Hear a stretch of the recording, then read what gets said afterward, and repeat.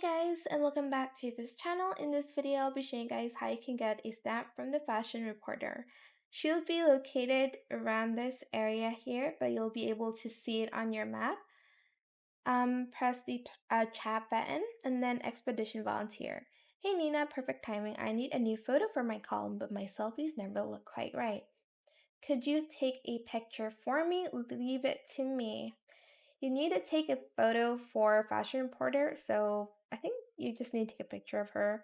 Smile. Oh, I'm right here, honey. Smile. Okay, that's good enough. And then you're just going to talk to her again. Stop walking. Where's my next big scoop hiding? Expedition volunteer. Yeah, that works. What were you about to say? Oh, right. Recruiting volunteers for the Whale Canyon expedition. Don't worry, a fashion reporter's gotta keep up with this undersea exploration trend. We have this stamp from her. Ooh, okay. Looks very cute. And we have, I think, about 2 more stamps left, if I can call.